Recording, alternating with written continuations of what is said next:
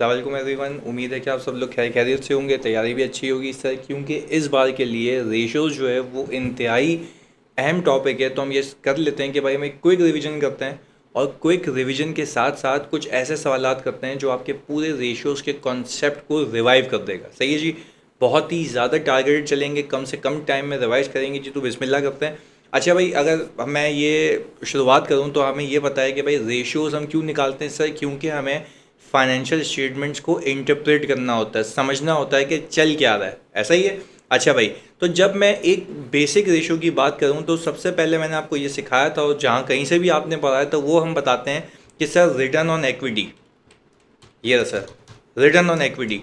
Sir return on equity का मतलब ये है कि मैं कितना प्रॉफिट कमा रहा हूँ, मैं कितना प्रॉफिट कमा रहा हूँ जितनी मेरी एक्विटी पर, यानी जितनी मैंने एक्विटी लगाई हुई है कुल मिला के। अच्छा, अब यहाँ पे एक्विटी का मतलब सर ये भी होता है, यहाँ पे सर एक्विटी का मतलब ये भी होता है कि आपने जो अपना शेयर कैपिटल लगाया हुआ है, सही है, प्लस प्रीमियम, ऐसा ही है। और सर दूसरी चीज़ ये होती है जो आपका रिटेन अर्निंग है, जो आपका सर रिटेन अर्निंग है, ऐसा ही है, और प्लस आपके रीवैल्यूएशन रिजर्व्स। अच्छा, अब ज़रा बात समझिएगा। सर यहाँ पे क्यों रिटेन अर्निंग आता है? भाई रिटेन अर्निंग यानी पूरी इक्विटी इसलिए आती है क्योंकि ये भी तो वो पैसे हैं जो आपने बिजनेस के अंदर रहने दिए, आपने इसको विड्रॉ नहीं किया in the form of dividends. अगर आप इसको विड्रॉ कर जाते तो ये आप पैसे निकाल लेते, तो टेक्निकली ये भी ओनर के लगाए हुए पैसे हैं। तो मैं ये कहता हूँ कि भाई अगर मैं रिटर्न ऑन इक्विटी देखना चाहता हूँ कि मेरे तमाम लगाए गए पैसे, रिटर्न ऑन इक्विटी का मतलब शेयर होल्डर ने कितने कमाए, शेयर होल्डर का लगाया हुआ पैसा, तो मैं बोलता ही हूँ मैं टोटल इक्विटी रखूँगा, टोटल इक्विटी होल्डर के लगाए हुए पैसे। सही है जी। और फिर मैं कहता हूँ कि भाई मैं न्यूमरेटर पे प्रॉफिट आफ्टर टैक्स रखूँगा, यानी मैं ये कहूँगा कि मैं कितना प्रॉफिट कमा रहा हूँ अपनी पूरी इक्विटी को लगा के। I hope this is clear. ये मैंने बेसिक से आपको एक बात बता दी, ऐसा ही है। अच्छा भाई, फिर इस फॉर्मूले को हम ज़रा चेंज कर लेते हैं, profit before interest and tax, ऐसा ही है। अब देखिए नीचे मैंने ये फॉर्मूला क्या बता रहा है सर, ये मैं कह रहा हूँ ये है रिटर्न ऑन कैपिटल एम्प्लॉयड। अच्छा, आपको ये बखूबी बात पता होनी चाहिए, आपको ये सर बखूबी बात पता होनी चाहिए कि रिटर्न ऑन कैपिटल एम्प्लॉयड का मतलब ये है कि मैंने जो कंपनी में तमाम पैसा लगाया हुआ, तो सर ऊपर भी तो आपने कंपनी में तमाम पैसा लगाया हुआ था। भाई ऊपर जो मैंने पैसा लगाया हुआ था जानी, वो ऊपर सिर्फ और सिर्फ एक्विटी था। यहाँ पे मैं ये कह रहा हूँ कि मैं यहाँ पे एक्विटी तो कह ही रहा हूँ, और मैंने जो अपने लेनदारों से पैसे लिए हुए हैं, तो मैं कह रहा हूँ कि भाई डेट, और वो भी लॉन्ग टर्म। कैपिटल एम्प्लॉयड का यहाँ मतलब ये होता है कि भाई आपने पूरा पैसा कितना लगाया हुआ है। अच्छा, पूरा पैसे का मतलब ये एक्विटी होल्डर्स का नहीं, पूरा पैसा मतलब अगर आपके कोई लेनदार हैं या आपके कोई लैंडर्स हैं, उनका पैसा भी आप लगा के देखो। अच्छा, अब मेरी लॉजिकल बात समझें। क्या मैं ये कह सकता हूँ, क्या मैं ये कह सकता हूँ बच्चों के, अगर मैं पैसा नीचे टोटल रख रहा हूँ तो ऊपर अर्निंग भी टोटल रखूँगा। अर्निंग टोटल का मतलब ये है कि आप ऊपर रखेंगे profit before interest and tax. Sir ऊपर रखेंगे आप profit before interest and tax. इसका क्या मतलब है, बात समझिएगा भाई। मैं कह रहा हूँ प्रॉफिट जिसमें से इंटरेस्ट माइनस नहीं हुआ हुआ, और जिसमें से टैक्स माइनस नहीं हुआ हुआ। अच्छा, मैं ये कह रहा हूँ कि भाई जिसमें से प्रॉफिट माइनस नहीं हुआ हुआ, जिसमें से टैक्स माइनस नहीं हुआ हुआ, यानी सर मैंने ये कह दिया ये वो प्रॉफिट है जो दो लोगों का है, एक लैंडर्स का और दूसरा इक्विटी होल्डर्स का। इसमें तमाम पैसे। आप ज़रा इसको ऊपर वाले फार्मूले से कंपेयर करो। सर ऊपर वाला फार्मूला मुझे ये बता रहा था कि भाई मेरे पास जो पैसा है वो सिर्फ इक्विटी होल्डर्स का। तो देखो मैंने नीचे जो पैसे लगाए हुए थे वो किसके रखे थे, सिर्फ इक्विटी होल्डर्स के। नीचे वाले फार्मूले के अंदर मैंने क्या किया, नीचे वाले फार्मूले के अंदर सर मैंने जब दो लोगों के पैसे रखे तो कमाई भी कितनी रखी, दो लोगों की। तो यह आपने एग्जाम में याद रखना है, इसमें खुदा के वास्ते ब्लंडर नहीं मारना, कि आपने ऊपर profit before interest and tax रखना है। यानी ये कंपनी में पूरा पैसा जो लगाया गया है उस पर कितना कमा के दे रही है। तो क्या मैं ये कह सकता हूं, अगर मैं लॉजिकल बात करूं आपसे, क्या मैं ये कह सकता हूं कि भाई अगर अगर अगर एग्जाम्पल दे रहा हूं कि अगर मेरा रिटर्न ऑन ROCE ये आ रहा है, सही है जी, लेट से मैंने कहा भाई मेरा ROCE आ रहा है 25%, और मेरा रिटर्न ऑन ROE आ रहा है लेट से सर 15%। तो क्या बच्चों आप ये बात कह सकते हैं, क्या बच्चों आप ये बात कह सकते हैं कि ये इंडिकेट कर रही है, मैं आपको सोचने का तरीका सिखा रहा हूँ, क्या बच्चों मैं कह सकता हूँ ये इंडिकेट कर रहा है कि ये कंपनी पूरा कमाती है कैपिटल एम्प्लॉयड के ऊपर कितना, 25%। ऐसा ही है। और फिर इक्विटी होल्डर्स के लिए बच जाता है 15%। कैसे बच जाता है 15% सर? ये ऐसे बच जाता है कि मैं टैक्स और इंटरेस्ट की पेमेंट करने के बाद, सर टैक्स और इंटरेस्ट की पेमेंट करने के बाद, तो क्या मैं कह सकता हूँ ये बता रहा है मुझे टैक्स एंड इंटरेस्ट की पेमेंट करने के बाद, ताकि मैं एक विजन और एक क्लियर पिक्चर रखूं अपने सामने कि भाई चलता कैसा है कंपनी में, क्या क्या चीज़ें हो रही होती हैं। चलिए जैसे ये तो एक बेसिक बात बताई मैंने आपको, फिर हम आए पीएनएल के एनालिसिस करते हैं। भाई पीएनएल के एनालिसिस में हमने कहा कि सर सबसे पहले आप ये समझें कि ग्रॉस प्रॉफिट रेशियो क्या होता है। सर ग्रॉस प्रॉफिट रेशियो ये होता है कि भाई आप ये बताते हैं कि मैंने अगर सेल्स की है 100 रुपये की, तो उसके ऊपर अगर मैं अपनी कॉस्ट ऑफ सेल्स हटा दूं तो मैंने कितना परसेंट कमाया। यानी सर ये बताता है कि 1 रुपये की सेल पे आप कितना प्रॉफिट यानी ग्रॉस प्रॉफिट कमाते हैं। अब सर ये बता दें ग्रॉस प्रॉफिट का मतलब क्या। सर ग्रॉस प्रॉफिट का यहाँ पे मतलब ये है कि आपने टेक्निकली सेल्स में से सिर्फ कॉस्ट ऑफ गुड्स यानी जो आपने माल खरीद के बेचा उसकी कॉस्ट माइनस की है। अभी आपके लोगों की सैलरीज, यूटिलिटी के बिल सब माइनस करना बाकी, यानी ऑपरेटिंग एक्सपेंसेस अभी माइनस नहीं हुई, ये ग्रॉस कमाई है। यानी सिंपल अगर मैं बात कहूँ कि भाई अगर मैं लेट से मेरा बिजनेस ये है कि भाई मैं जनरेटर्स बेचता हूँ, तो जनरेटर अगर मैंने 1 लाख रुपए का खरीदा और मैंने उसको कोई 2.5 लाख रुपए का बेचा, तो मैं कह रहा हूँ ये जो 1 लाख रुपए ये मेरी कॉस्ट ऑफ सेल्स है और जो 2.5 लाख रुपए मेरी वो सेल्स है, तो मैं कह रहा हूँ इन दोनों का नेट मेरा ग्रॉस प्रॉफिट है। क्योंकि इसमें से अभी मैं इलेक्ट्रिसिटी के बिल वगैरह ये सब माइनस करूँगा, तो क्या मैं कह सकता हूँ कि भाई अगर लेट से मैंने अज्यूम किया कि मेरी सेल्स है कोई XYZ अमाउंट, सही जी, मैंने ये अज्यूम कर ली सर ये मेरी सेल्स है XYZ अमाउंट, और मैंने कहा कि सर मेरी कॉस्ट ऑफ सेल्स है, सही जी, मेरी कॉस्ट ऑफ सेल्स है सर, लेट से हम ऐसे ही परसेंटेज लेते हैं इसका,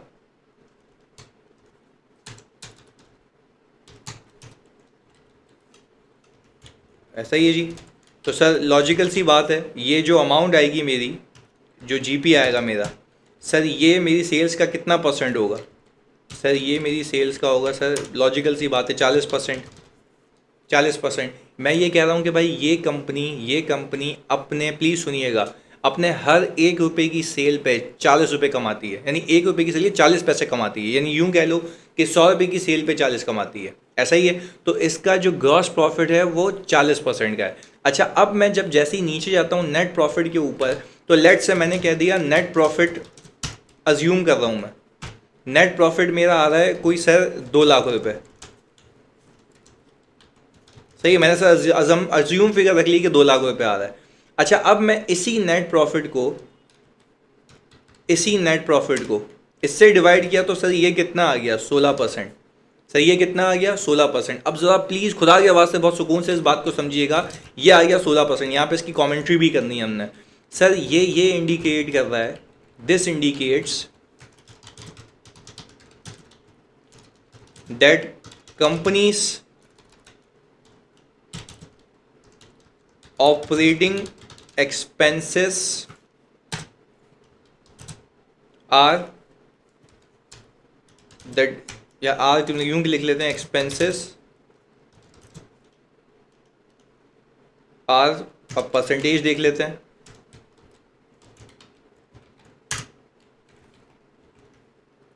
24% ऑफ दी सेल्स। अच्छा सर, मैं सिंपल एक बात कह रहा हूँ ना कि मेरे जो कंपनी के ऑपरेटिंग एक्सपेंसेस हैं वो सेल्स के कंपैरिजन में 24% है। क्या मैं कह सकता हूँ अगर मैं 100 रुपये की सेल करता हूँ उसमें से 60% मेरी कॉस्ट ऑफ सेल्स होती है, 24% मेरे ऑपरेटिंग एक्सपेंसेस होते हैं, तो सर कुल मिला के मैं नेट कितना कमाता हूँ? 16%। अब सर आपको ना दो कंपनीज के कंपैरिजन दिए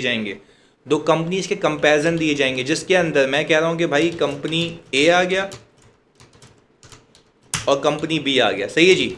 मैंने कहा कि मैं यहाँ पे आपको दे दूँ जीपी रेशियो, सही जी, पहले तो आप यही रख लें, सही है, और मैं कंपनी बी अज्यूम कर लेता हूँ कि सर आप देख लें 65%, ओह सर, अभी तो ऐसा लग रहा है कि भाई जीपी के बेसिस पे company B is performing well. क्यों? क्योंकि उसकी कॉस्ट ऑफ सेल्स कम है और उसकी सेल ज़्यादा है तो उसका जीपी ज़्यादा आ रहा है। अच्छा, अब जब मैं नेट प्रॉफिट पे पहुंचा, तो सर इसका तो आ रहा है कोई 16% और इसका आ रहा है 10%। तो सर क्या मैं कह सकता हूँ इस सूरत हाल को देख के, अभी सिर्फ इस चीज़ को इस चीज़ को देख के, दो कंपनीज के कंपैरिजन की बात कर रहा हूँ, तो दो कंपनीज के कंपैरिजन में क्या मैं कह रहा हूँ कि भाई company B is not efficient in managing its expenses. यानी कंपनी बी एक ऐसी कंपनी है जो अपने एक्सपेंसेस को एफिशिएंटली मैनेज नहीं कर रही। हाउएवर ऐसा भी हो सकता है, देखो मैं हालात वाक़ियात बता रहा हूँ, आप बिजनेस सेंस सकें। ऐसा भी हो सकता है कि इस कंपनी बी का इस साल का प्रॉफिट इसलिए, यानी इसका नेट प्रॉफिट इसलिए कम हो क्योंकि इसने कोई हैवी कैपिटल एक्सपेंडिचर किया हो। यहाँ पे लिख भी देता हूँ आप लोगों के लिए, there might be a possibility that company B might have incurred heavy capital expenditure due to which non-cash expenses like depreciation might have increased। हो सकता है भाई कंपनी ने एक्सपेंशन के लिए कोई खर्चा किया, उसकी वजह से डेप्रिसिएशन एक्सपेंस ज़्यादा आ गया हो, तो भाई वो तो नॉन कैश है ना, तो भाई इसके लिए भी आपने कुछ ज़रा ध्यान रखना होता है। क्योंकि देखो यार, वो आपके दिमाग से खेलेगा और आपने ना बड़ा सुकून से चीज़ देखनी है। लेट से आपको वो रेशियोज देगा और नीचे बता देगा भाई कंपनी बी ने कोई हैवी कैपिटल एक्सपेंडिचर किए हैं, तो भाई लॉजिकल सी बात है, जो हैवी कैपिटल एक्सपेंडिचर किए हैं तो आप ये लिख सकते हैं, अपनी कॉमेंट्री में लिख सकते हैं कि this might be due to one of event, this might be due to the one of event. अच्छा, आप सोचने की बात ये है कि जब हैवी कैपिटल एक्सपेंडिचर किए हैं तो वो आगे आने वाले सालों में एक्सपेंस तो फिर वो कांस्टेंट हो जाएगा ना, क्योंकि स्ट्रेट लाइन पे तो वो चलता रहेगा। बट इससे ये भी तो होगा ना जानी कि मैंने अपनी अगर प्रोडक्शन कैपेसिटी इंक्रीज़ की है तो मेरी ऊपर सेल्स भी इंक्रीज़ हो रही होगी। तो जाहिर सी बात है, जब ऊपर सेल्स इंक्रीज़ होगी, I have that much amount to consume, तो मेरा प्रॉफिट फिर मेंटेन होने लग जाएगा। तो ये सारी बातें आपने याद रखनी है। अच्छा, और फिर अगर एक ही कंपनी का ईयर ऑन ईयर बेसिस पे आपको डेटा दिया हुआ है, मैं प्रॉफिटेबिलिटी रेशियोज की बात कर रहा हूँ, मैं जीपी और नेट रेशियो की बात कर रहा हूँ, और अगर एक ही कंपनी का ईयर ऑन ईयर बेसिस पे बच्चों आपको डेटा दिया हुआ है, तो आपको ये उसमें असेस करना होगा कि भाई क्या ऐसा तो नहीं है कहीं कि वो मुझसे पूछना चाह रहा है कि क्या इस कंपनी को आप एक्सपेंसेस को, नेट प्रॉफिट उसको देख के बताओ कि क्या ऐसा तो नहीं है कि कहीं कंपनी एक्सपेंसेस एफिशिएंटली मैनेज कर रही है, नहीं कर रही है, सारी चीज़ें ऐसा ही है। अच्छा, अब कुछ बातें, कुछ अहम बातें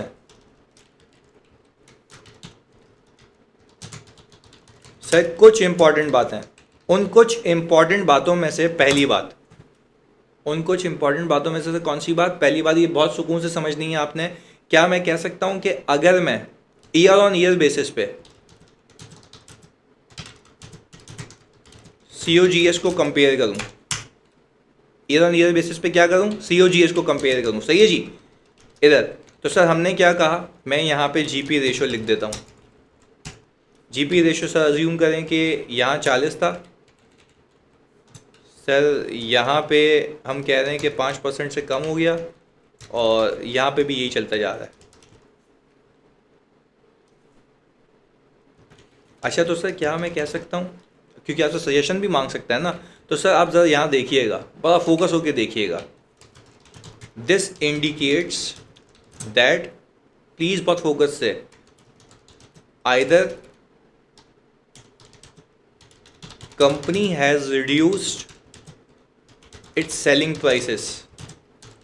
भाई देखो, ये जब जीपी रेशियो कम होता है ना, तो भाई क्या हो सकता है, या तो देखो कंपनी की क्वांटिटी कम हो जाए ना, ये बहुत सुकून से मैं तुम्हें समझाता भी हूँ, जो कॉस्टिंग का पेपर दे रहा है उसको बखूबी पता होगा कि लेट से अगर मैं 1000 यूनिट्स बेच रहा हूँ और एक यूनिट मेरा 40 रुपये का है, सही है जी, और मैंने कहा ऐसी बात है, फिर 1000 की कॉस्ट ऑफ सेल्स भी होगी, 1000 की मेरी क्या होगी भाई, कॉस्ट ऑफ सेल्स भी होगी। इसको आपको एक्सप्लेन करते हैं अच्छे से ताकि आपको ये बात समझ आए, क्योंकि आपने गलती नहीं करनी एग्जाम में, तभी मैं रेशियोज करवा रहा हूँ। अच्छा भाई, मैंने कहा लेट से, इसको यहाँ 40 लिखते हैं ना ताकि आपको दिखे भी, सेलिंग प्राइस कॉस्ट, सही है। मैंने कहा कि भाई मैंने इसको यहाँ मल्टीप्लाई किया, मैंने कहा सेम यूनिट्स और सर मेरे पास कॉस्ट पर यूनिट ये आ रही है, मैंने सर इसको माइनस किया और मेरे पास आ गया जीपी। चलें सर 25,000 रुपये का जीपी आ गया। अच्छा इफ़ आई लुक एट, तो मैंने कहा कि सर मेरे पास जो जीपी रेशो आ रहा है वो आ रहा है 62.5%, ऐसा ही है, ये देखिएगा। अच्छा फिर मैंने कहा सर चलें आप एक काम करें ना, आप सेलिंग प्राइस सेम रखें, कॉस्ट भी सेम रखें। मैंने कहा सर आप यूनिट्स 500 कर दें। वो हो सर ये तो नुकसान हो गया, सर ये तो नुकसान हो गया। मैंने कहा सर देखते हैं नुकसान को। मैंने कहा सर देखें सेल्स मेरी कम हो गई, मेरी कॉस्ट ऑफ सेल्स कम हो गई, मेरा सर प्रॉफिट भी कम हो गया अल्लाह की कसम पर। अगर मैं परसेंटेज देखूं सर, अगर मैं अपनी परसेंटेज देखूं सर, ये वही 40, क्या करता भाई, अच्छा सर ये वही 40, ये वही 15। हमने कहा कि सर हमने इसको इससे मल्टीप्लाई किया, हमने इसको इससे मल्टीप्लाई किया, ये हमारा प्रॉफिट आ गया। हमने सर इसको डिवाइड किया, इससे माइनस कर दिया हमने, देखें sir 62.5। Sir same same same चीज़ आ रही है। तो सर क्या आप ये बात समझ पा रहे हैं? इससे बहुत फोकस हो गया वो, वरना दिमाग घुमा देगा तुम्हारे रेशियोज़ के अंदर। क्या हम ये लिख सकते हैं यहाँ पे की पॉइंटर्स? क्योंकि मैंने तुम लोगों से प्रॉमिस किया था बच्चों कि मैं तुम्हें एक कॉमेंट्री लिखवा दूंगा जिस पे तुम्हें पूरी ग्रिप होगी। तो सर क्या मैं कह सकता हूँ यहाँ पे due to change in quantity there will be no impact on GP ratio. GP ratio will only be impacted अगर दो में से कोई एक केस हो। बच्चों दो में से कोई एक केस हो, बहुत सुकून से समझना। सर जीपी रेशो कब इम्पैक्ट होगा, आए देखते हैं। सर अगर मैं ये कहूँ कि भाई मैंने सेलिंग पर कॉस्ट सेम रखी, हाँ मैं क्या कह रहा हूँ, कॉस्ट मैंने सेम रखी, मैंने सेलिंग प्राइस सर 35 कर दी, ये देखें रिड्यूस हो गया, ये देखें क्या हो गया, रिड्यूस हो गया। तो सर यहाँ रखते हैं यहाँ पे, ताकि आपको जब मैं ये पीडीएफ दूँ तो आपको एक आइडिया हो। सही है जी। मैंने कहा कि सर अगर मैं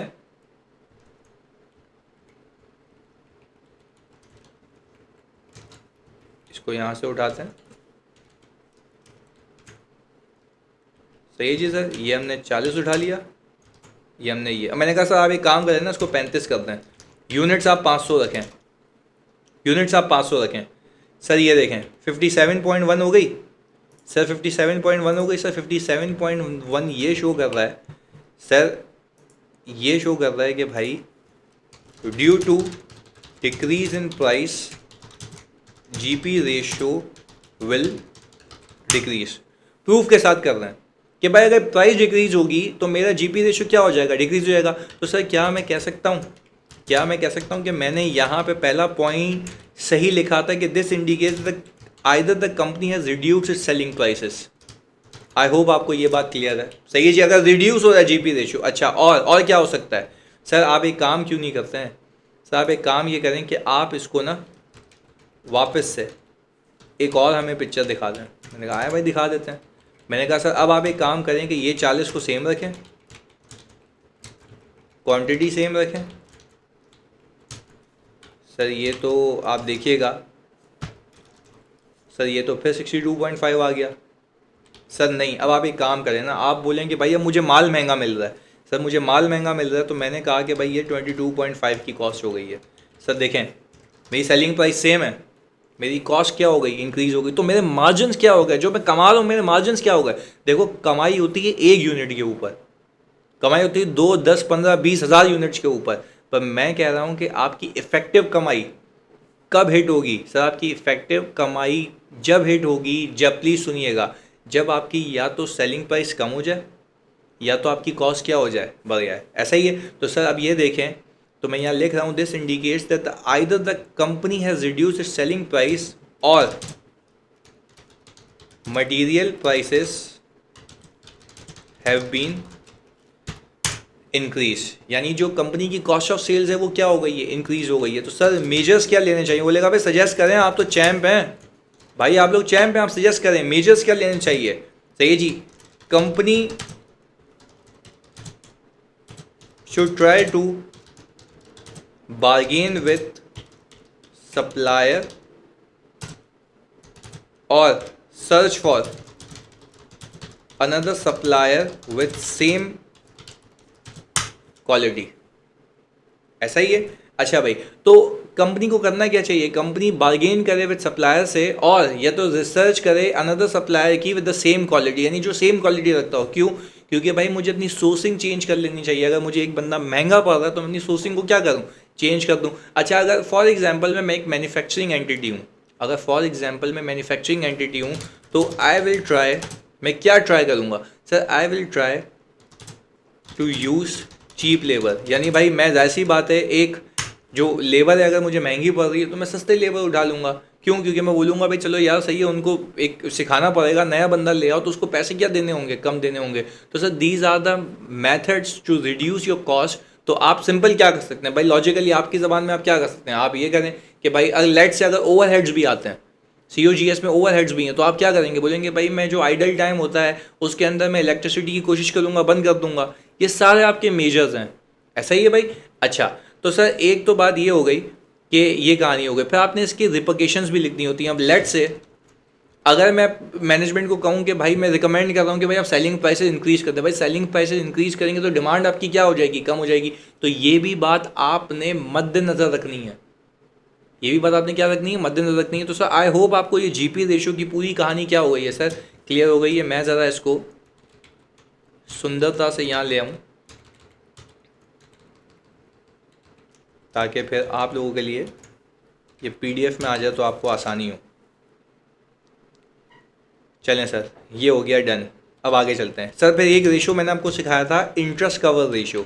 सर इंटरेस्ट कवर रेशो का मतलब है कि आपका profit before interest and tax कितना इंटरेस्ट कवर कर सकता है, यानी कितने टाइम्स। ये रेशो आता है टाइम्स में, ये निकल आता है टाइम्स में। अच्छा भाई, ये रेशो बेसिकली कौन देख रहा होता है सर, ये रेशो बेसिकली आपका लैंडर देख रहा होता है कि भाई इसके पास इसके प्रॉफिट्स में पेइंग कैपेसिटी कितनी है।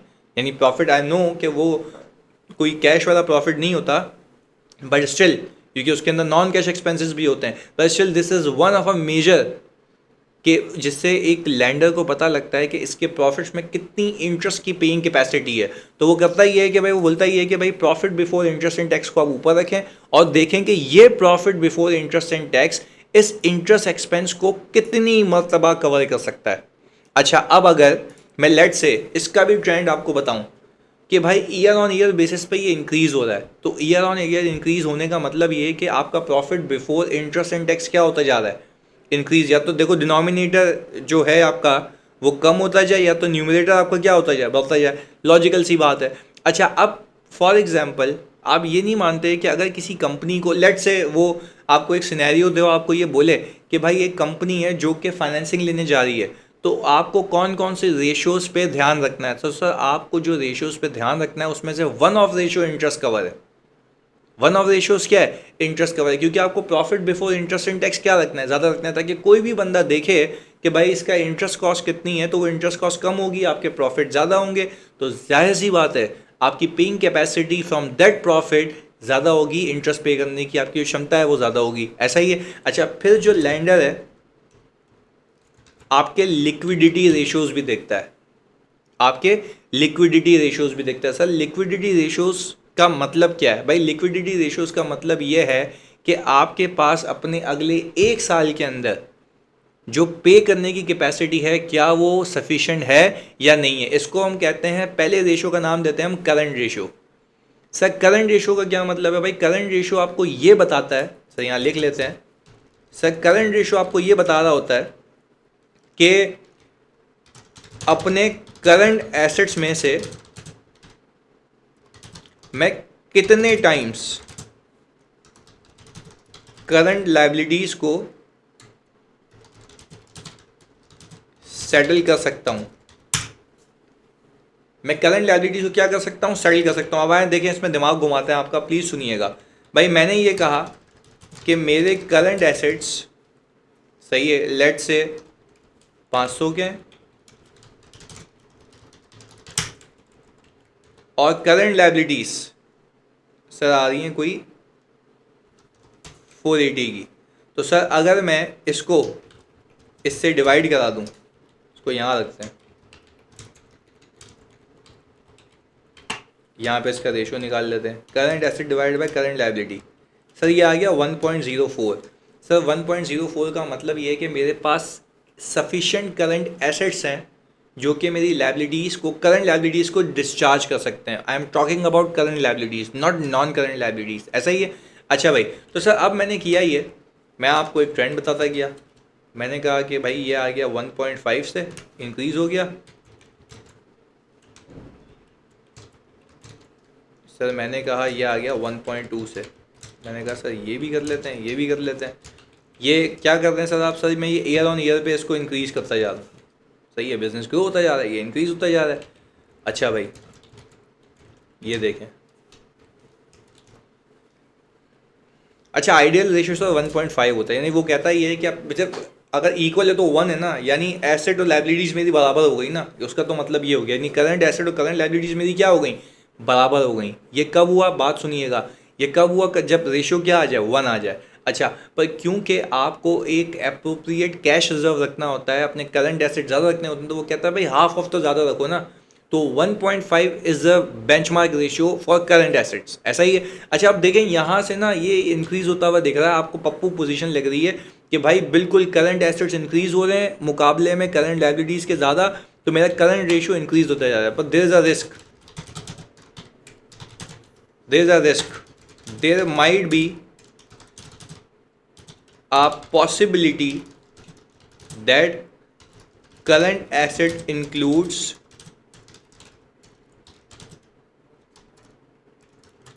क्या चीज़ है सर? Long outstanding debtors. सर ये क्या अंग्रेजी में कह रहे हैं? हम लोग तो बच्चे हैं फेयर वन के। सर लॉन्ग आउटस्टैंडिंग डेटर्स का मतलब ये है कि भाई एक अरसे दराज से आपको पैसे नहीं मिल रहे, तो ये बैड डेट रिस्क है। आप अपना करंट रेशियो तो बेहतरीन दिखाते जा रहे हो, बट भाई ये भी तो देखो उसके अंदर ऐसा तो नहीं है कि आपके जो रिसीवेबल्स हैं वो जमा होते जा रहे हैं। तो भाई देखो, मैं क्या मंतक क्या होती है इसकी? करंट एसेट्स में inventory, cash and bank balance, और सर आपका अकाउंट रिसीवेबल्स। मैं क्यों कहता हूँ कि ये मेरे करंट एसेट्स में से मैं लाइबिलिटीज़ पे कर सकता हूँ? क्यों? क्योंकि इन्वेंट्री बिकेगी तो पैसा आएगा। देखो इन्वेंट्री बिकेगी तो वो रिसीवेबल में जाएगी या तो डायरेक्ट कैश आएगा। अगर रिसीवेबल में जाएगी तो फिर कैश में रियलाइज होगा। तो मैं कह रहा हूँ कि आप इस एक्सपेक्टेशन पे बात समझिएगा मेरी, आप इस एक्सपेक्टेशन के ऊपर ये देखे जा रहे हैं, बहुत सुकून से समझना, आप इस एक्सपेक्टेशन पे देखे जा रहे हैं कि मेरे पास करंट एसेट्स बढ़ते जा रहे हैं, तो भाई उस करंट एसेट्स के अंदर आपके अकाउंट रिसीवेबल बढ़ते जा रहे हैं। पहली एग्जांपल दे रहा हूँ, अकाउंट रिसीवेबल इंक्रीज होते जा रहे हैं और वो अकाउंट रिसीवेबल रिकवर नहीं हो रहे हैं। तो अगर अकाउंट रिसीवेबल रिकवर नहीं हो रहे हैं तो आपकी एक्सपेक्टेशन गलत है ना, कि आप अपनी करंट लाइबिलिटीज को डिस्चार्ज नहीं कर सकते क्योंकि वो बैड डेट हो चुके हैं। वो डेट जो है वो बैड हो चुका है, वो आपको नहीं मिलेगा। तो how you can repay your liabilities? तो आपने ये भी ध्यान में रखना है एग्जाम के अंदर कि भाई ऐसी कोई ब्लंडर या ऐसा कोई मिस्टेक नहीं करके आ जाओ। तो आपने दिमाग खुला रखना है अपना। तो सर आपने कह दिया लॉन्ग आउटस्टैंडिंग डेटर्स यानी बैड डेट का रिस्क है, तो ये आप दिमाग में रखिएगा। दूसरी चीज, ऑब्सोलीट इन्वेंट्री रिस्क। आपकी inventory year on year basis पे इंक्रीज होती जा रही है। सही जी, आप देख रहे हैं जमा होती जा रही है, जमा होती जा रही है। तो भाई ये अगर आप देख रहे हैं कि आपकी ईयर ऑन ईयर बेसिस पे इन्वेंट्री इंक्रीज होती जा रही है, तो आपकी तो पहली बात है, तो आप तो अभी पहले स्टेज पे इन्वेंट्री बिकेगी, रिसीवेबल में जाएगी, तो फिर पैसा आएगा। तो ये तो और दूर की बात है। तो आप ये देख लें कि भाई करंट रेशो का इंक्रीज होना हरगिज़ मतलब ये नहीं है, हरगिज़ मतलब ये नहीं है कि कंपनी की liquidity position is improving. You need to analyse, आपको बाकी चीज़ें भी देखनी है। तो सर ये आ गया मेरा करंट रेशो की कहानी। सर ये आ गई मेरी करंट रेशो की कहानी। I hope this is clear. तो वो कहता ही है कि करंट रेशो में जो एनॉमलीज होती हैं उसको केटर करने के लिए हमने एक रेशो बनाया जिसका नाम है क्विक रेशो। सर वो कहता ही है कि भाई आप इन्वेंट्री को घटा दें, आप सिर्फ टेक्निकली वो एसेट्स को रखें जो कि समवॉट लिक्विड हैं, कि आपको दस्ती पैसे मिलेंगे, यानी रिसीवेबल और कैश को रख लें। और रिसीवेबल मैंने ऊपर बताया उसको भी कंसिडर करना है कि ऐसा तो नहीं लॉन्ग आउटस्टैंडिंग है। अच्छा, तो अब अगर मैं ये बात कहूँ कि भाई अगर आपके पास करंट एसेट्स हैं, उसमें से आपने करंट एसेट्स में से आपने इन्वेंट्री को घटा दिया, तो आपने बोला आपके पास लिक्विड एसेट्स बच गए, और आपने करंट लायबिलिटी से डिवाइड किया। तो आप ज़रा बात समझिएगा, मैं इसी एग्जाम्पल को उठाता हूँ, यानी ये उठा लिया मैंने। सही है। अब मैं देखें यहाँ पे सीन क्या करता हूँ। मैंने कहा सर देखें, ये मैंने सवाल भी कराया था और आपने ऑब्वियसली अपने टीचर से भी पढ़ा होगा, वो सवाल सब कराते हैं, खानदानी सवाल है ये वाला। अच्छा भाई, अब इधर, अब मैंने ये कहा कि भाई लेट से अगर मैं इसमें से, ये भी आपको 1 लग रहा है ना, मैंने कहा इसमें से 200 की तो मेरी इन्वेंट्री थी, 200 ज़्यादा हो जाएगा, मैंने कहा 150 की इन्वेंट्री थी, ये देख रहे हैं 0.73। अच्छा ये आपको देखिए अभी इम्प्रूव होता हुआ दिख रहा है। सर यहाँ से भी इन्वेंट्री माइनस करें, सर यहाँ से भी इन्वेंट्री माइनस करें। मैंने कहा कि सर यहाँ पे भी चले, अज्यूम कर लिया कि 120 की इन्वेंट्री है, ये देख रहे हैं अब ये औकात पे आ रहा है ना रेशियो।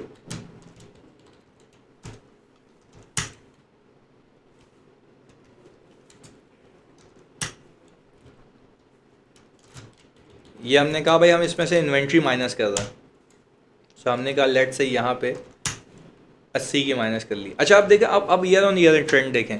सर मैंने ये कहा कि भाई कंपनी की जो इन्वेंट्री है, कंपनी की जो इन्वेंट्री है,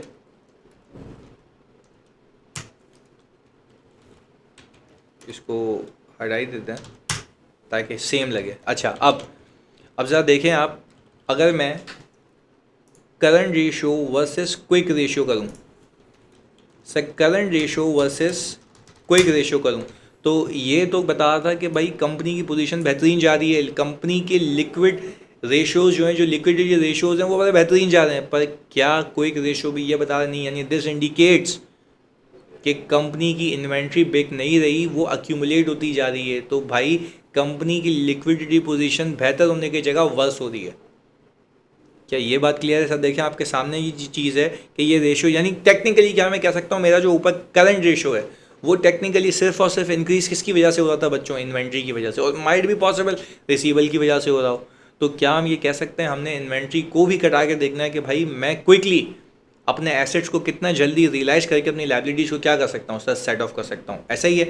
अच्छा सर, लिक्विडिटी रेशियोज़ के अंदर फिर आता है सर हमारे पास इन्वेंट्री टर्नओवर डेज और सर इन्वेंट्री टर्नओवर टाइम्स। अच्छा आप यूँ भी कर सकते हैं कि अपने, बात समझिएगा, अपने करंट जो करंट एसेट्स और लाइबिलिटीज़ वाला रेशियो है, जो क्विक रेशियो, सही, जो करंट रेशियो को आप इनसे भी कंपेयर कर सकते हैं टू कोरोबोरेट के असल में क्या चल रहा है। This is one of the way to drill down कि चल क्या रहा है भाई, असल में लिक्विडिटी पोजीशन है क्या। तो आए देखते हैं सर, आपको ये वाला रेशियो जो इन्वेंट्री टर्नओवर डेज है वो ये बताता है कि आपकी इन्वेंट्री कितने डेज में COGS में कन्वर्ट होती है, मींस बिक जाती है। ये तो ये बताता है कि आपकी इन्वेंट्री कितने डेज में COGS में कन्वर्ट होती है, मींस बिक जाती है। तो भाई इसके लिए मैं सिंपल फार्मूला बच्चों को कहता हूँ याद रखने के लिए, बैलेंस शीट आइटम ऊपर रखो, P&L आइटम नीचे रखो, दैट्स इट। और सर इसको मल्टीप्लाई कर दें आप 365 से, इसको मल्टीप्लाई करते हैं, इन दोनों को डिवाइड करके मल्टीप्लाई करते हैं सर 365 से। अच्छा जी, तो सर इसको आगे ले जाते हैं ताकि 365 हम यहाँ ले आएँ, वरना आप पहले मल्टीप्लाई कर लेंगे और फिर वो कर लेंगे, जो कि मैं चाहता नहीं हूँ आपकी ज़िंदगी में, वो गलत नहीं करने का आप लोगों ने।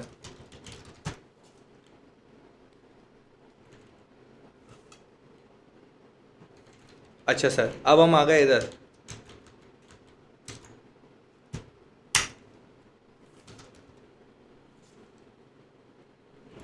ये आ गया सर हमारे पास। अच्छा सर, अब ज़रा बात समझिएगा, मैंने कहा कि भाई आपकी इन्वेंट्री कितने डेज में COGS में कन्वर्ट होती है, मींस कब तक बिक जाती है, ऐसा ही है, मींस कब तक बिक जाती है। इसको यहाँ पूरा कर लेते हैं ताकि ये अप्रोप्रिएट हो जाए। अच्छा भाई सर, ये बात समझ आ गई। अच्छा अब देखें, मैंने आपको बताया क्या फार्मूला, कि ऊपर बैलेंस शीट आइटम आएगा, नीचे P&L आइटम, यानी खुद भी सोचो, यानी बेसिक है कि भाई आपकी इन्वेंट्री COGS में कन्वर्ट होने में कितना टाइम लगाती है, यानी inventory over COGS, that's it. अच्छा फिर एवरेज इन्वेंट्री क्या है भाई? एवरेज इन्वेंट्री का मतलब ये है कि सर अगर आपको 2 साल का डेटा दिया हुआ है, सही, जो आपको 1 साल की सिर्फ एनालिसिस मांगा है, तो आप पिछली इन्वेंट्री को इस साल की क्लोजिंग को प्लस करें, डिवाइड बाय कर दें 2, ऐसा ही तो आपको एवरेज इन्वेंट्री मिल जाएगी, यानी ये एक एवरेज आउट बैलेंस पे निकाल लें आप, ऐसा ही है। अच्छा अब आगे देखिएगा सर, फिर मैंने ये कहा, अभी हम डेज की बात कर रहे हैं, आप बाकी भूल जाएं सर, अभी हम डेज की बात कर रहे हैं। मैं इसको भी हटा देता हूँ, अभी इस वाले केस से इसको भी हटा देता हूँ। टाइम्स वाइम्स देखते हैं बाद में।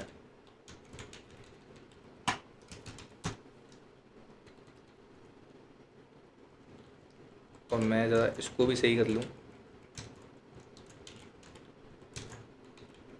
ये सही आ गया अब। अच्छा, अब sir data turnover days, sir ये डेटा टर्नओवर डेज के लिए भी हमने कहा सर 365 यहाँ ले आएँ और ये आप यहाँ ले आएँ। ये कहता ये है कि भाई डेटा टर्नओवर डेज का मतलब ये बहुत सुकून से समझना कि आपके जो रिसीवेबल्स हैं कितने डेज में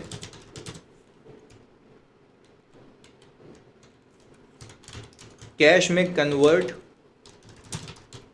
होते हैं, यानी आपके रिसीवेबल्स को कैश में कन्वर्ट होने में कितना टाइम लगता है, तो इसको हम कहते हैं डेटा टर्नओवर डेज। यानी खुद सोचो, माय रिसीवेबल्स ओवर सेल्स, यानी ये मुझे बता रहा है कि भाई मैं जो सेल्स जनरेट करता हूँ इंटू 365 कर दूँ अगर, तो मुझे ये पता लग जाता है कि भाई मेरे डाटा जो है मुझे कितने दिनों में पैसे दे देते हैं। ऐसा ही है, मेरे डाटा मुझे कितने दिनों में पैसे दे देते हैं। देखो कोई भी बंदा, कोई भी लैंडर आपको जब ये लोन देगा ना, तो ये भी रेशो वो असेस करेगा। भाई इस रेशो को असेस करने की उसकी मंतक ये होगी, वो ये देखना चाहेगा कि आपको पैसे कब तक मिल जाते हैं, आपको पैसे कब तक मिल जाते हैं, तो वो ये लाजमी देखेगा। अच्छा भाई, अगर मैं यहाँ पे आ जाऊँ सर पेएबल टर्नओवर डेज पे, तो जानी ये रेशो आपको ये बताता है, ये रेशो आपको ये बताता है कि सर आप कितने टाइम में, कितने टाइम में अपने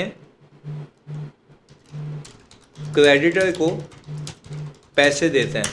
सही है जी, ये चीज़ हो गई यहाँ पे। अच्छा अब ज़रा बहुत फोकस होकर सुनिएगा, हम अभी बात कर रहे हैं डेज़ की। सही है जी, हम बात कर रहे हैं डेज़ की।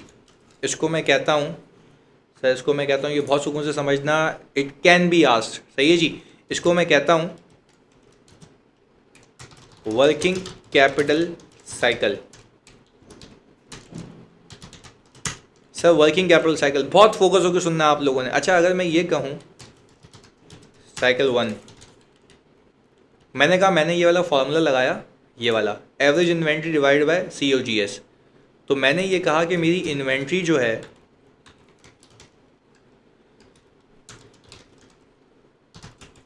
इन्वेंट्री जो है वो बिकती है, सही है जी, लेट से 22 डेज़ में।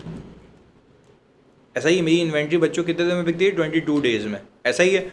अच्छा अब फिर मैंने ये कहा कि भाई मैंने इन्वेंट्री को भी साइड में रख के मैंने कहा मेरे रिसीवेबल डेज जो हैं, सही जी, मेरे रिसीवेबल से पैसा आ जाता है 15 दिनों में। सर मेरे रिसीवेबल से कितने दिनों में आता है, 15 दिनों में पैसा आता है। और मेरा जो पेएबल टर्नओवर डेज हैं, सर पेएबल टर्नओवर डेज का फॉर्मूला क्या था कि पेएबल को डिवाइड कर दिया परचेजेस से, यानी मैं अपनी जो भी परचेज करता हूँ उसको सेटल करने में कितना टाइम लेता हूँ। तो सर मैंने कहा कि भाई ये लेट से वो मुझसे मांग रहा है, बोल रहा है भाई 12 दिनों में पैसे दो। वो मुझसे कब मांग रहा है भाई, 12 दिनों में पैसे मांग रहा है सर, 12 डेज़ में। अच्छा तो सर अब मैंने ये कहा कि जब वो मुझसे 12 दिनों में पैसे मांग रहा है, तो मैंने जब यहाँ पे सम किया, सर ये तो पॉजिटिव आ रहा है, बड़ी बेहतरीन चीज़ लग रही है, बड़ी खूबसूरत लग रही है, पॉजिटिव। भाई ये तुम्हारा नुकसान है, ये तुम्हारा नुकसान है। This indicates that for payment to creditors you need to finance. हाँ भाई, यू नीड टू फाइनेंस, क्या फाइनेंस करना पड़ेगा, ₹XYZ।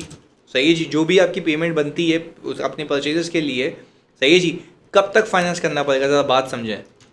क्या मैं कह सकता हूँ मुझे 37 दिनों के लिए, this indicate the payment to creditor you need to finance ₹XYZ for 37 days। This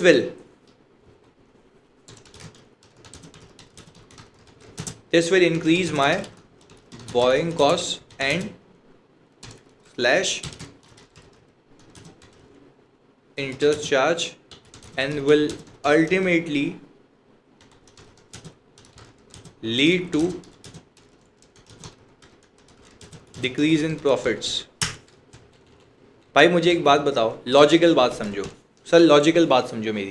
भाई मैंने ये कहा कि यार अगर मेरी इन्वेंट्री बिकेगी 22 दिनों में, सही है, मेरी इन्वेंट्री बिकेगी 22 दिनों में, फिर 22 दिनों में बिकने के बाद भी 15 दिनों में पैसा आएगा, तो मेरा पैसा कितने दिन फंसा हुआ है? 37 दिन। और ये भाई मुझसे पैसे मांग रहे हैं कब सर? 12 दिनों में। तो मुझे एक बात बताओ, क्या मैं कह सकता हूँ अगर मैं इनको नेट कर दूँ तो मेरी नेट वर्किंग कैपिटल साइकिल 25 दिन है, तो सर क्या मैं ये कह सकता हूँ कि मेरा पैसा यूजुअली 25 दिन फंसा रहेगा? तो इसके लिए मुझे क्या करनी पड़ेगी सर? इसके लिए मुझे बोरिंग करनी पड़ेगी। और जब मैं बोरिंग करूँगा तो मुझे आप एक बात बताएं, क्या प्लीज़ सुनिएगा, तो जब मैं बोरिंग करूँगा तो क्या आप मुझे बात बताएं, क्या ये बात हक और सच है कि भाई मुझे इंटरेस्ट इंकर करना पड़ेगा? इंटरेस्ट इंकर करना पड़ेगा तो मेरी बोरिंग कॉस्ट क्या होगी? ज़्यादा हो जाएगी। मेरा जो डेट है वो भी ज़्यादा हो जाएगा, तो मेरा डेट टू इक्विटी रेशियो है वो भी ख़राब होगा। तो ये सारी चीज़ें, ये वर्किंग कैपिटल आपके बिजनेस को इम्पैक्ट करता है, और इसके लिए बड़ी एफिशिएंट मैनेजमेंट चाहिए होती है। अच्छा व्हाट इफ़ अगर मैं ये देखूं, सर साइकिल 2 चला के देखते हैं, आए जी सर साइकिल 2 की बात कर लेते हैं। ये आपने कहा इन्वेंट्री डेज़ हैं, ये डेज़ हैं, हाँ ये पता चले तुम इन्वेंट्री समझो उसको, ये डेज़ हैं, इन्वेंट्री टर्नओवर डेज़ हैं। और मैंने यहाँ पे कैलकुलेशन इसलिए नहीं की कि यू मस्ट बी नोइंग, मैं आपको सिर्फ एक रिकैप दे रहा हूँ। अच्छा भाई इन्वेंट्री डेज़, पेबल डेज़ यानी क्रेडिटर टर्नओवर डेज़, ये आ गए। अच्छा सर इसको ऑल टुगेदर चेंज करते हैं, मैंने कहा आप ये सेम रखें, सही जी। मुझे मेरा क्रेडिटर कह रहा है कि भाई 45। अच्छा ओह सर ये तो नेगेटिव साइकिल हो गई, तो मुश्किल मसला हो गया। ओ भाई ये मसला नहीं है, तुम्हारे लिए अच्छी बात है, ये तुम्हारे लिए अच्छी बात है कि तुम्हें लोगों से पैसे मिलते हैं जल्दी, तुम उसको देते हो ज़्यादा। तो आप जो पैसे जितने टाइम के लिए आपको नहीं मिले, यानी जितने टाइम को आपको एडिशनल मिले हैं, क्या मैं कह सकता हूँ आपके पास 8 डेज एडिशनल पैसा मौजूद रहेगा, तो क्या आप इसको इन्वेस्ट करके इनकम कमा सकते हैं? यस सर, 8 डेज का आप इंटरेस्ट इनकम कमा सकते हैं। शॉर्ट टर्म इन्वेस्टमेंट कर दो कहीं 8 दिनों के लिए, फिर उसको मेच्योर करा के पैसे वापस निकाल लो। तो sir this is how business works.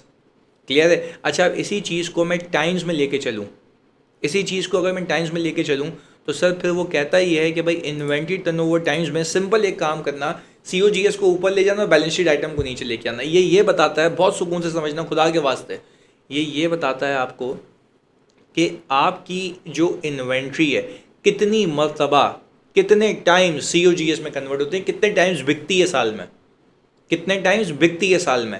अच्छा भाई तो अब मुझे एक बात बताओ, सर अगर मैं ये कहूँ कि मेरी COGS है, ये मैंने एक XYZ अमाउंट रख दी, सही जी, और मैंने कहा कि सर मेरी इन्वेंट्री आ रही है कोई सर 5,000 की, सही है। तो सर अगर मैं ये देखना चाहूँ कि सर मैं टाइम्स में निकालना चाहूँ रेशियो, तो सर मैं क्या करूँगा? सर मैं सिंपल एक काम करूँगा, COGS ओवर इन्वेंट्री। क्या मैं कह सकता हूँ 2.472 टाइम्स, 2.427 टाइम्स मेरी इन्वेंट्री बिकती है साल में, ऐसा ही है। यानी भाई 2.472 टाइम्स मेरी इन्वेंट्री रिप्लेस होती है साल में, ऐसा ही है। अच्छा भाई ये तो बात हो गई है। अच्छा पर अगर मैं सर यही डेज़ में निकालना चाहूँ, तो मैं सिंपल क्या करूँगा, inventory divide by COGS into 365। अच्छा ये कोई थोड़ी सी अनरियलिस्टिक फिगर लग रही है कि भाई इतने डेज़ में इन्वेंट्री बिकती है, तो सर हम एक काम ये करते हैं कि अपनी इन्वेंट्री का बैलेंस ना मैं 10,000 रुपये ले आता हूँ। बल्कि ये सही है, हम इसको COGS को कर लेते हैं अपना सर कोई ये, सही जी। यानी मेरी इन्वेंट्री पूरे साल में 51 टाइम्स रिप्लेस होती है और मेरी इन्वेंट्री 7 दिनों में बिक जाती है। मेरी इन्वेंट्री कितने दिनों में बिक जाती है? 7 दिनों में बिक जाती है। अच्छा अब ज़रा एक बात समझें, हम यहाँ पे इसको एक एनालिसिस बनाते हैं ताकि आपको मैं बहुत क्लैरिटी से समझा पाऊँ। अच्छा अगर ये बात सोचो, अगर ये टाइम्स कम हो जाएँ, सोचने का तरीका बता रहा हूँ आपको सर, सही है, बाकी आपके ऊपर है, समझें, रट्टा नहीं लगाइएगा। अगर ये टाइम्स कम हो जाएं, लेट से मैंने कहा कि ये ईयर 1 है, ये ईयर 2 पे आ गया मैं, सही है जी। मैं लेट से आपको ये कह रहा हूँ कि भाई मैं इन्वेंट्री का बैलेंस यहाँ 10,000 कर दूँ, सही है जी, और मैं यहाँ से उठा के यहाँ ले आऊँ, सही है। तो क्या ये चीज़ क्या शो कर रही है जानी? ये चीज़ ये शो कर रही है कि मेरी जो इन्वेंट्री है, बहुत फोकस होकर समझना, मेरी जो इन्वेंट्री है अब वो कितनी मरतबा रिप्लेस होती है? सर 25 मरतबा। क्या ये अच्छी चीज़ है, बुरी चीज़ है?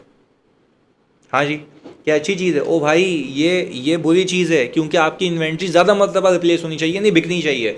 तो अगर मैं ये कह सकता हूँ कि अगर आपकी टाइम्स कम हो रहे हैं, अगर आपके ये इन्वेंट्री टाइम्स कम हो रहे हैं तब मसला है, और आपके अगर इन्वेंट्री टर्नओवर डेज ज़्यादा हो रहे हैं तो मसला है। सर देखें, दोनों ऑपोजिट हैं। एक बच्चे को अपने क्लास में बोला सर दे आर ऑपोजिट, मतलब वो ना इन्वर्स रिलेशन है इनके बीच में। अब भाई इन्वर्स रिलेशन क्या होता है आप समझे तो सही, इसकी मंतक को समझें, इसकी मंतक को समझें। तो सर क्या मैं कह सकता हूँ कि मेरे पास अगर मेरी इन्वेंट्री टाइम्स कम हो रहे हैं, तो सर इन्वेंट्री टाइम्स का मतलब ये है कि वो कम बार रिप्लेस हो रही है, और मेरे डेज अगर इंक्रीज़ हो रहे हैं तो मेरी इन्वेंट्री को बिकने में ज़्यादा टाइम लग रहा है। तो आपने इस तरीके से भी इसको देखना है। बात क्लियर है sir? Same is the case with आपके ये जो इन्वेंट्री टर्नओवर डेज के बाद रिसीवेबल डेज आ गए आपके। अच्छा जी, फिर मैं आपको ये भी कह सकता हूँ कि भाई डेटर टर्नओवर टाइम्स में भी आता है। अच्छा, वो क्या बताता है कि भाई कितनी मरतबा आपको पैसे मिलते हैं, और ये क्या बताता है कितनी मरतबा आप इन्वेंट्री रिप्लेस करते हैं परचेज के मद में, यानी पे कितनी टाइम्स होता है। यहाँ पे क्या होता है, इन्वेंट्री रिप्लेस कब होती है, कितनी मरतबा मंगवाते हो, यहाँ पे कितनी मरतबा पे करते हो। तो सर ये एक बेसिक सा ओवरव्यू था। अगली क्लास में मैं आपको सवालात पर सवालात दूंगा, आप प्रैक्टिस करते रहें जी। जज़ाकल्लाह।